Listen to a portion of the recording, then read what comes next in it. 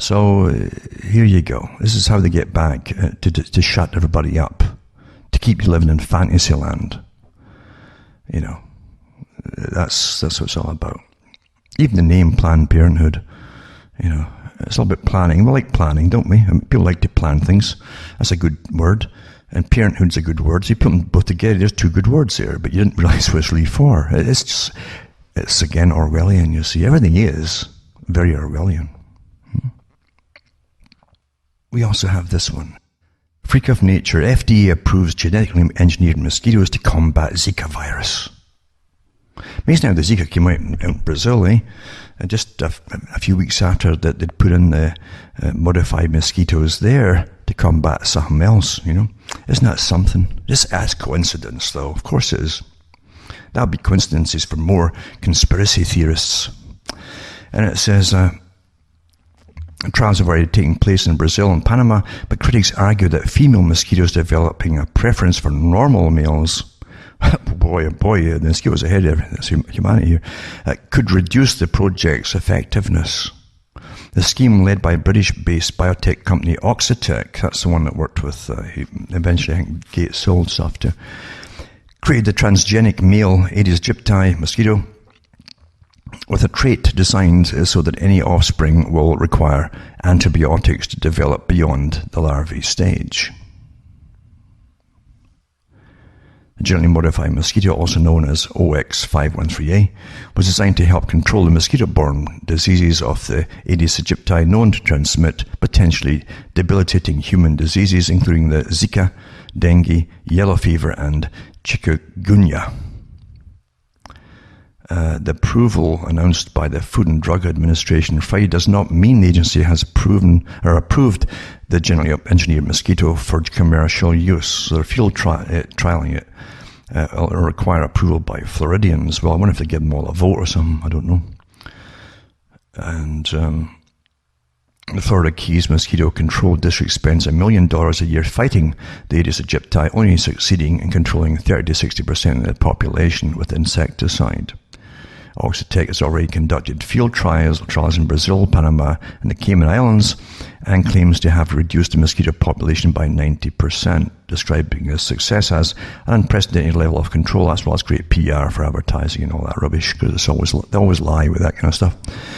If you can show that it's the same in Key Haven, it has a really good chance of being able to prevent Zika in Miami or wherever in the US, etc., etc.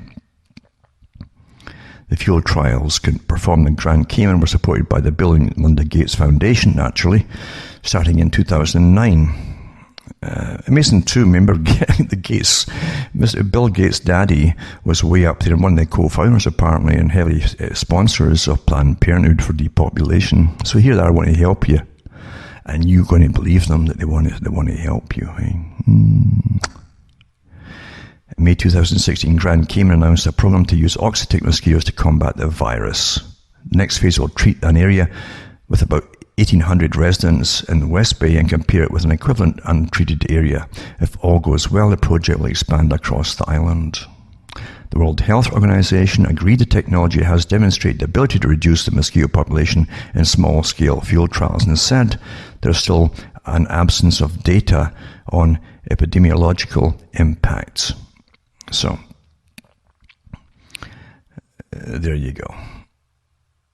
That's one of these articles. Then another one, Gates Foundation commits $55 million to accelerate the dengue vaccine research as well.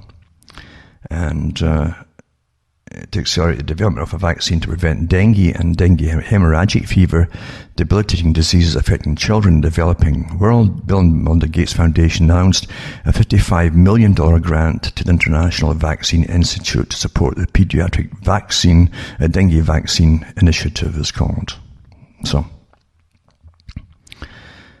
it's quite amazing. I mean, I've read articles before too about the polios that the World Health Organization had through its various programs through India they were giving them live viruses, and they came out with a new form of polio. That's what it created in a certain part of India. And people are taught to trust and trust and trust, eh? Huh? Aren't we always, eh? That's how they do it. And then this one, GM mosquito trial strains ties in Gates-funded projects. And they talk about GM mosquitoes released into the wild, and they've been flying under the world's radar screen until last week. Then Oxitec and so on, yada, yada, yada. It goes through some of the history of that as well. More propaganda, really, when you think about it. And then, what are mosquito control workers spraying in Miami?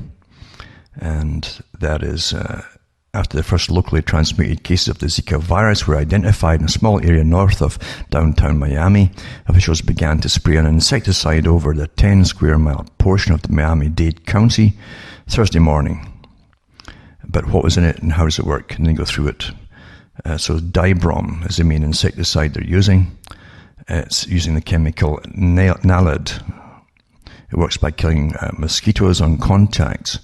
Sprayers produce very fine droplets that are small enough to stay airborne and intercept mosquitoes in flight. And then I always tell you it doesn't pose a health risk. No. To either people or pets when sprayed in low concentrations, etc., etc. Then you can get the PDF from the Environmental Protection Agency. So it goes through all the PR stuff with that. Quite a lot of PR actually there. It's quite interesting. And again, remember too that you can't get away from the fact that Zika was first discovered in 1947 by two scientists working for the Rockefeller Foundation, the brothers there, because they were collecting viruses from all over the planet. But when they got to it, they wanted to know if it could be spread through the air by itself, airborne. And apparently they did, with one version, do that. They changed it to do so. They actually changed it in a laboratory. Isn't that something?